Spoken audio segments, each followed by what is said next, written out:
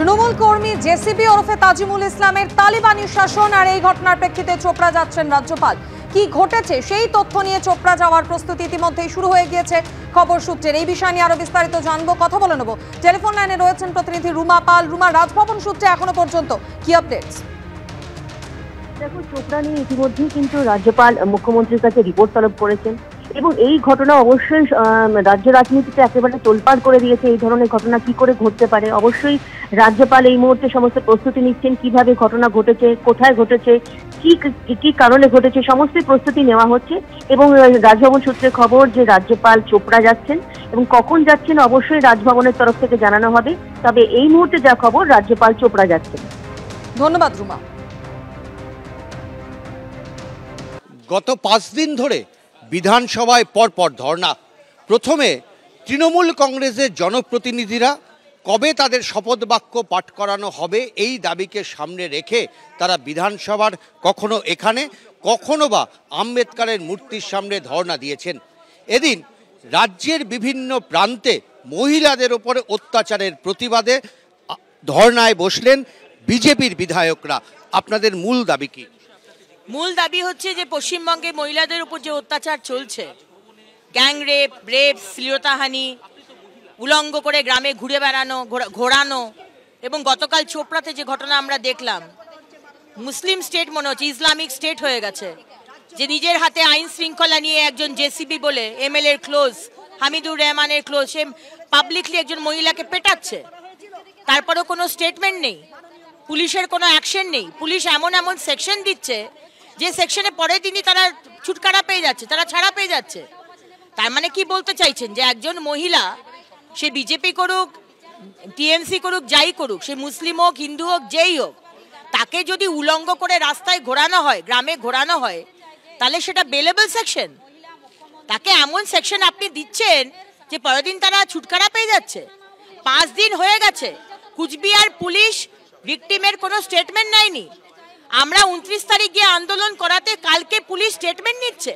ছেলে খেলা হচ্ছে, ইয়ার কি হচ্ছে? আপনারা লক্ষ্মীর ভান্ডার দিচ্ছেন বলে মাথা কিনে নিয়েছেন মমতা ব্যানার্জি?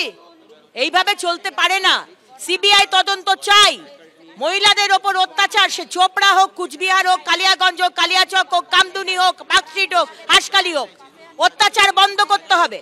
আজকে যদি স্পিকার মহোদয় টিএমসির বিধায়কদের পারমিশন দেন আন্দোলন করা, তারা আন্দোলন করবে, কিন্তু তাদেরকে বলুন একটু পড়াশুনো করে আসতে। বিধানসভা হচ্ছে পড়াশুনো করে আসার জায়গা। তারা পড়াশুনো না করে এসে যদি এখানে কথা বলেন, তারা জানেন না যে এখানে শপথ বাক্য একমাত্র রাজ্যপালই পড়াতে পারেন এবং তার ডিসিশন উনি কাকে হ্যান্ডওভার করবেন, কাকে দিয়ে বলা করাবেন। ওনারা ডিসিশন নেবেন না যে স্পিকার মহোদয় পড়াবেন কি ডেপুটি স্পিকার পড়াবেন, এটা ওনারা বলতে পারেন না। দিস ডিসিশন একমাত্র lies with the honourable governor. সব মিলে কিন্তু এই মুহূর্তে একদিকে তৃণমূল কংগ্রেস এর জনপ্রতিনিধিদের ধর্ণা, অন্যদিকে বিজেপির বিধায়করা তারা বসেছেন রাজ্যের আইন শৃঙ্খলা নিয়ে যে পরিস্থিতি তৈরি হয়েছে তার প্রতিবাদ জানাতে। ক্যামেরায় অজয় দাসের সঙ্গে উজ্জ্বল মুখোপাধ্যায়, এবিপি আনন্দ, কলকাতা। উত্তর দিনাজপুরের চোপড়ার ঘটনায় যখন তৃণমূল কর্মীর তালিবানি শাসনের ভাইরাল ভিডিও সামনে আসতেই রাজ্য রাজনীতিতে তোলপাড় পড়ে গিয়েছে, তখনই সাফাই দিয়েছেন স্থানীয় বিধায়ক। জেসিবির পাশে দাঁড়িয়ে সালিশি অত্যাচারের পক্ষে সওয়াল করলেন স্থানীয় তৃণমূল বিধায়ক হামিদুর রহমান। সমাজ খারাপ হচ্ছিল তাই সালিশি সভা, দাবি করেছেন খোদ বিধায়ক। মহিলাটা স্বামী ছাড়া অসামাজিক কাজ করেছিল, ও সামাজিক কাজে গ্রাম্য সালিশি বৈঠক বসেছিল। গ্রাম্য বৈঠকে যা হয়ে আমাদের এই অনুপাতে একটা বিচার আচার করেছে, কিছুটা রং হয়েছে, আমরাও অস্বীকার করছি না যে রং হয়নি, ভুল হয়েছে, কিছুটা গ্রামবাসী মিলে করেছে।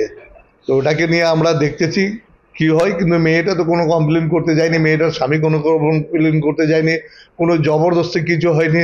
সমাজকে খারাপ করছিল, তার জন্য গ্রাম্য সালিশ বসে একটা করেছে। আর অন্যায় তো মেয়েটাও করেছে না, নিজের স্বামী নিজের ছেলে মেয়ে বাদ দিয়ে ও দুশ্চরিত্রবান হয়েছে।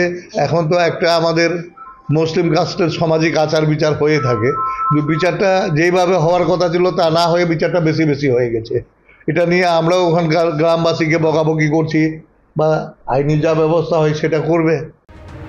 শুধু রাজ্য রাজনীতিতে, দেশের রাজনীতিতেও চোপড়া কাণ্ড তোলপাড় ফেলে দিয়েছে। চোপড়া কাণ্ডে তৃণমূল সহ ইন্ডিয়া জোটের শরিকদের এবার একযোগে নিশানা করলেন বিজেপির সাংসদ তথা অভিনেত্রী কঙ্গনা রানাওয়াত। এভাবে কোন রাজ্যে শরিয়াত আইন চলতে পারে?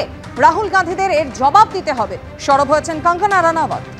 शरिया लॉ जो है वहाँ पर अप्लाई कर दिया है। तो मैं जो इंडी गठबंधन की साथी हैं, टीएमसी भी, ममता दीदी भी, तो मैं यही पूछना चाहती हूँ कि जो संविधान लेके यहाँ पर रोज के रोज जो है ये लोग जितना भी ड्रामा कर रहे हैं, तो क्या संविधान में ये लिखा हुआ है कि अपनी मर्जी से जो है किसी भी स्टेट में आप शरिया लॉ लगा सकते हैं? उनके जो विधायक हैं वो कहते हैं कि हम एक मुस्लिम स्टेट है, तो क्या अपनी मर्जी से आप धर्म के आधार पर किसी भी स्टेट को जो है मुस्लिम निर्धारित कर सकते हैं, वहाँ पे शरिया लॉ लगा सकते हैं? तो राहुल गांधी जी को इसका जवाब देना चाहिए, क्योंकि टीएमसी भी जो है वो इंडी का ही एक हिस्सा है। तो उनके जो इंडी गठबंधन वाले दे आर आंसरेबल तालिबान की तरह हो रहा, तालिबान की तरह एक्चुअली। तो ये जो आज संविधान लेके जो आप देख रहे हैं, जो कितने दिनों से ये क्या कर रहे हैं, तो क्या इनको संविधान का मान है क्या? आप ये खुद ही सोचिए। বিবাহ বহির্ভূত সম্পর্কের অভিযোগে চোপড়ায় সালিশি সভায় ডেকে যুগলকে মারধরের ঘটনা এবার মুখ্যমন্ত্রীকে নিশানা করলেন বিজেপির সর্বভারতীয় সভাপতি তথা কেন্দ্রীয় স্বাস্থ্যমন্ত্রী জেপি নাড্ডা। তার পোস্ট, পশ্চিমবঙ্গের একটি ভয়ঙ্কর ভিডিও সামনে এসেছে যেখানে ধর্মতন্ত্রের নামে বর্বরতার ছবি ধরা পড়েছে। তৃণমূল কর্মী বিধায়করা এটাকে আইনের মান্যতা দিচ্ছেন।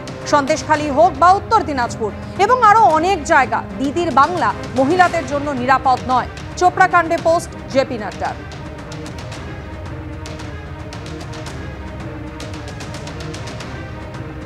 আর এই প্রসঙ্গে কি বললেন মন্ত্রী ফিরহাদ হাকিম, শোনাবো। মণিপুরে নিরাপদ, হাতরাসে নিরাপদ, গুজরাটে নিরাপদ। জেপি নাড্ডাকে বলো আপনে আচারী ধর্ম পরের শেখাও। সব থেকে বেশি মহিলাদের যদি কোথাও নির্যাতন হয় সেটা বিজেপির রাজ্যে, এবং বিজেপির নেতৃত্ব মহিলা নির্যাতন করে। পশ্চিমবঙ্গকে কালিমালুপ্ত করার জন্যে সন্দেশখালী তৈরি হয়েছে, এটাও আমাদের এনকোয়ারি করে দেখতে হবে।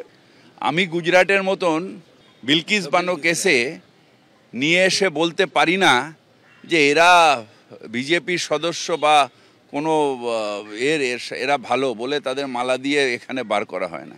গৌরব ভাটিয়া নেতা, তিনি মারাত্মক একটা দাবি করেছেন, তিনি বলছেন এর জন্য মমতা বন্দ্যোপাধ্যায় পদত্যাগ তিনি দাবি করছেন। তাহলে আগে পদত্যাগ করুক গুজরাটের মুখ্যমন্ত্রীর, যিনি ধর্ষণ কেসে কনভিকশন হওয়ার পরেও গুজরাট সরকার তাদের মালা পরিয়ে বার করেছে, তার শাস্তি হবে।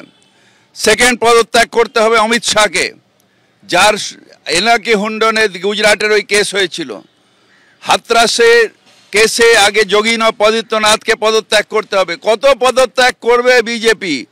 বাবার ক্ষমতা আছে, পদত্যাগ করবে। মমতা বন্দ্যোপাধ্যায় অন্যায় সহ্য করেন না, অন্যায় করেন না। যখনই আসে কঠোর হাতে প্রশাসনকে কাজ করতে বলেন। নিশ্চিতভাবে ক্রিমিনাল আছে এবং ক্রিমিনালদের কোনো সাহায্য মমতা বন্দ্যোপাধ্যায়ের প্রশাসন করে না।